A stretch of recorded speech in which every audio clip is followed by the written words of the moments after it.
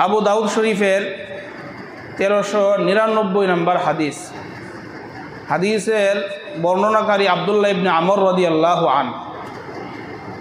এই আব্দুল্লাহ ইবনে আমর রাদিয়াল্লাহু আনহু উনি বলেন, আতা রাজুলুন রাসূলুল্লাহ সাল্লাল্লাহু আলাইহি ওয়াসাল্লাম, এক ব্যক্তি আল্লাহর নবীর কাছে আসলেন।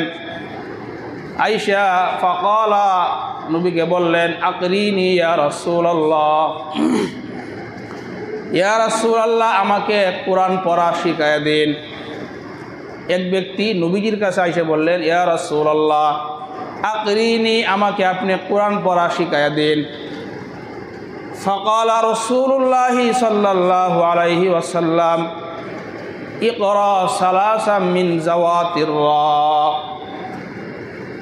আল্লাহর নবী বললেন, ঠিক আছে, তুমি কোরআনের মধ্যে আলিফ লাম র দেয়া যেই সূরাগুলো আছে এরকম সূরাগুলো তুমি শিখো। আলিফ লাম র দিয়া কোরআনে যেই সূরাগুলো আছে এরকম 3টে সূরা আমি তোমাকে শিক্ষা দিই। ফাকালা, ওই ব্যক্তি বলল, কাবিরত সিন্নি ওয়াস্তাদ্দা কলবি ওয়া গালাযা লিসানি, হুজুর আমার বয়স বেশি, ওয়াস্তাদ্দা কলবি আমার হৃদয় শক্ত হয়ে গেছে, ওয়া গালাযা লিসানি আমার জবান ভারী হয়ে গেছে, হুজুর এই সূরাগুলো আমি শিখতে পারবো না। এখান থেকে বোঝা যায় যখন মানুষের বয়স বেশি হয় তখন মানুষের জবান ভারী হয়ে যায়। এই জন্যে ছোট্ট বয়সে বাচ্চাদেরকে কোরআন শিক্ষা না দিলে বয়স্ক হয়ে গেলে বিপদে পড়তে হবে। ছোট্ট সময় যদি কোরআন শিক্ষা না দেওয়া হয়, বয়স্ক হয়ে গেলে আমরা এখন সবাই বুঝি যে আমাদের জবান ভারী হয়ে যায়, উচ্চারণ ঠিক হয় না। সাহাবী বলে, ইয়া রাসূলুল্লাহ আমার বয়স বেশি হয়ে গেছে, আমার হৃদয় শক্ত হয়ে গেছে, জবান আমার ভারী হয়ে গেছে। নবীজি বললেন, ঠিক আছে, ইকরা সালাসাম মিন হামিম। তাহলে ঠিক আছে, কোরআনে হামিম দিয়া যেই সূরাগুলা এরকম 3টে সূরা আমি তোমাকে শিখাই।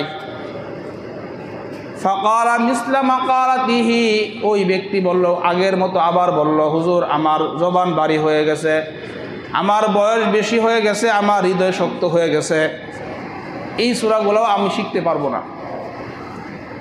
নবীজি বললেন, ঠিক আছে, ফাকালা ইকরা সালাসাম মিনাল মুসাব্বিহাত, কোরআনের মধ্যে তাসবিহ দিয়া সাব্বাহা ইসাব্বিহু এরকম যে সূরাগুলো আছে এই সূরাগুলো থেকে তোমাকে 3টে সূরা আমি শিখাই।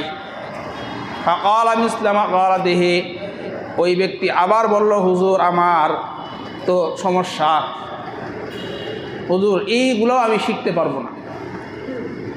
ইয়া রাসূলুল্লাহ আকরিনি সূরাতান জামিআতান, ইয়া রাসূলুল্লাহ আমাকে এমন একটা সূরা শিক্ষা দেন যেটা সূরাতান জামিআতান, যেই সূরাটা সব কিছুকে একত্রকারী জমাকারী, এমন একটা সূরা আমাকে শিক্ষা দেন। ফাআকরাহুন নবী সাল্লাল্লাহু আলাইহি ওয়াসাল্লাম ইজা জুলজিলাতিল আরদু জিলজালাহা, আল্লাহর নবী তাকে সূরা জিলজাল শিক্ষা দিয়ে দিলেন।